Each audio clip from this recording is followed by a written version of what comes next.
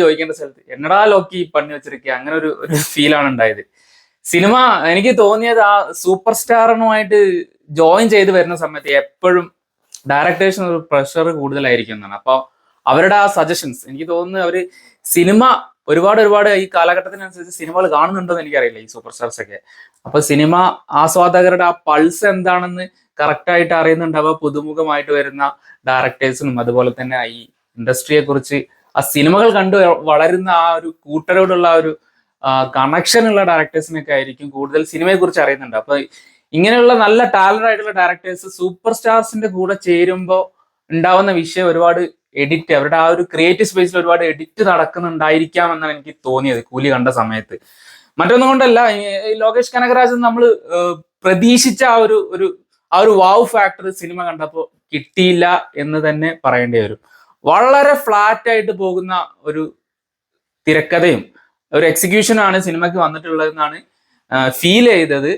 അത് മറ്റൊന്നും കൊണ്ടല്ല, നമ്മൾ ഈ ജയിലറൊക്കെ കണ്ട സമയത്ത് ഇങ്ങനെ ആ ക്യാരക്ടർ ഇങ്ങനെ ബൂസ്റ്റ് ചെയ്ത് കൊണ്ടുവരുന്ന ഒരുപാട് സിറ്റുവേഷൻസ് ഉണ്ടായിരുന്നില്ല. ഇപ്പോൾ രചനയാണെങ്കിൽ ആ ഒരു ഫൈറ്റിന് മുന്നോട്ട് കൊണ്ടുപോകാൻ അല്ലെങ്കിൽ ആ ഫൈറ്റിലോട്ട് എത്തുന്ന സമയത്ത് നമുക്ക് കിട്ടുന്ന ആ ഹൈ സംഭവം ഉണ്ടല്ലോ, അതിങ്ങനെ പതുക്കെ കൊണ്ടു ചെന്ന് എത്തിക്കുന്ന ആ പരിപാടി സിനിമയിൽ ഒട്ടും വർക്കായി വന്നിട്ടില്ല. നമ്മൾ അത് കാണാനാണ് മെയിനായിട്ട് ഒരു രജനീകാന്ത് സിനിമയ്ക്ക് വേണ്ടി പോകുന്നത്. പക്ഷെ ആ ഒരു സംഭവം വന്നില്ല എന്നുള്ളത് ഒരു ഡിസപ്പോയിന്റ്മെന്റ് തന്നെ ആയിരുന്നു.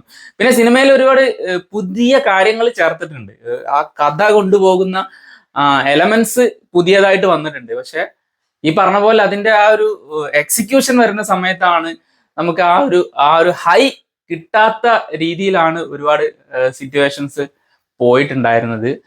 പിന്നെ പെർഫോമൻസിന്റെ കാര്യത്തിൽ പറയുകയാണെങ്കിൽ അത് സെപ്പറേറ്റ് പറയേണ്ട കാര്യമില്ല.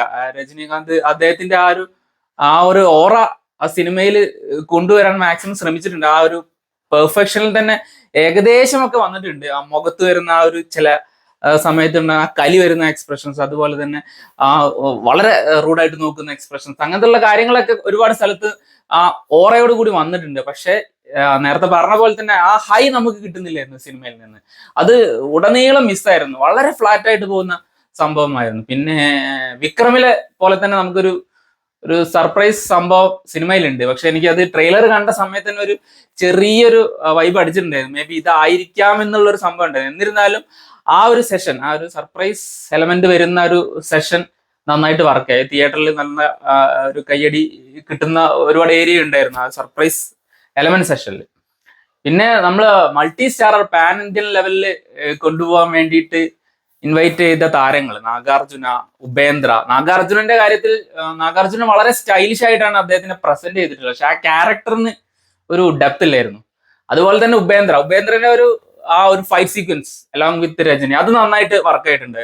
രജനിയുടെ മാൻഷന്റെ ഉള്ളിലുള്ള ആ ചിക്കിട്ട് വൈബ് ആ സോങ്ങിൽ കാണിക്കുന്ന ആ ഏരിയയിലുള്ള ഒരു ഫൈറ്റ് ഉണ്ട്, അത് നന്നായിട്ട് വന്നിട്ടുണ്ട്. അതിൽ ആ ജയിലർ തന്നെ ഉണ്ടല്ലോ, നമ്മൾ വിനായകൻ ഇങ്ങനെ പറയുന്ന ഒരു സീൻ ഉണ്ടല്ലോ, നിങ്ങളെ തീർക്കാൻ പോവാണെന്ന് പറയുമ്പോൾ ആരെ തീർക്കാനാണ് വരുന്നത് എന്ന് പറഞ്ഞിട്ടുള്ള അടുത്ത ഷോട്ടില് രജനീകാന്തിനോട് കൂടെ തന്നെ എല്ലാ ആളുകളും ഒരുമിച്ച് ചേരുന്ന പോലത്തെ ഒരു സംഭവങ്ങളൊക്കെ ഉണ്ടല്ലോ, അതിനോട് ഏകദേശം സിമിലർ ആയിട്ട് വരുന്ന ഒരു സംഭവം ഉണ്ട്.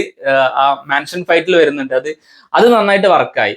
അങ്ങനെ അവിടെ ചില കാര്യങ്ങളാണ് വർക്കായിട്ടുള്ളത്. പക്ഷെ ഒരു ആകത്തുകയിൽ എടുക്കുമ്പോൾ നമുക്ക് അത്രക്ക് അങ്ങോട്ട് പ്രതീക്ഷിച്ച ആ നിലവാരത്തിലേക്ക് ഉയർന്നിട്ടില്ല എന്ന് തന്നെയാണ് ഫീൽ ചെയ്തത്. പിന്നെ സൗബിന്റെ ക്യാരക്ടർ പറയുകയാണെങ്കിൽ എനിക്ക് എന്താ പറയാ, ഇത്രയും വലിയ ആളുകളോട് അല്ലെങ്കിൽ ഇൻ ദ സെൻസ് ആ ഇത്രയും വലിയ ബാക്ക്ഡ്രോപ്പ് ഉള്ള ക്യാരക്ടറിനോട് മുട്ടി നിൽക്കാൻ വരുന്നത് സൗബിന്റെ ക്യാരക്ടർ ആണെന്നുള്ള ആ ഒരു സംഭവം ഉണ്ടല്ലോ, അത് എനിക്കത് ഒരു മിസ്കാസ്റ്റ് പോലെയാണ് ഫീൽ ചെയ്തത്.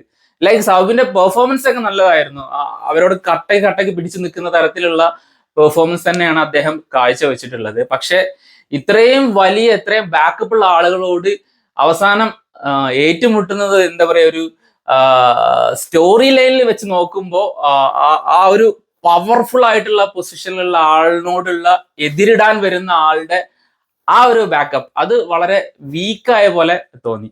പിന്നെ അമീർ ഖാനെ വിളിച്ചിട്ട് ക്യാമിയോ ചെയ്യിപ്പിച്ച പരിപാടി, അമീർ ഖാന് ചില ഏരിയയിൽ നമുക്ക് ആ ഒരു കോമിക് റോൾ പോലെ തോന്നി ട്ടുണ്ടായിരുന്നെങ്കിൽ കൂടി അദ്ദേഹം അത് ചെയ്യേണ്ടിയിരുന്നോ എന്ന് എനിക്ക് തോന്നി. എന്നിരുന്നാലും അനുരാഗ് കശ്യപ് എന്നുള്ള ആ ഒരു ഡയറക്ടറെ വിളിച്ചിട്ട് ലോക്കി സിംഗിൾ ഷോട്ടിൽ വെടി തീർത്ത് കൊടുത്ത അതിനെക്കാട്ടി കുറച്ചുകൂടി ബെറ്റർ ആയിരുന്നു ബോളിവുഡിൽ നിന്ന് കൊണ്ടുവന്ന അമീർ ഖാൻ. അദ്ദേഹം ആ ഒരു സിനിമക്ക് എലവേറ്റ് ചെയ്യുന്ന തരത്തിലുള്ള സീൻസോ അല്ലെങ്കിൽ അങ്ങനെ ഒരു സന്ദർഭമോ ഒന്നും അമീർ ഖാനെ കൊണ്ടുവന്ന് ചെയ്യിക്കാൻ ഉണ്ടായിട്ടില്ല എന്നാണ് എനിക്ക് ഫീൽ ചെയ്തത്. എന്നിരുന്നാലും ആ ഒരു രസകരമായിട്ടുള്ള ഒരു കോമിക്കൽ ആയിട്ടുള്ള ഒരു ക്യാരക്ടർ പോലെ തോന്നി അമീർ ഖാനെ വിളിച്ച് സിനിമയിൽ ചെയ്യിപ്പിച്ചത്.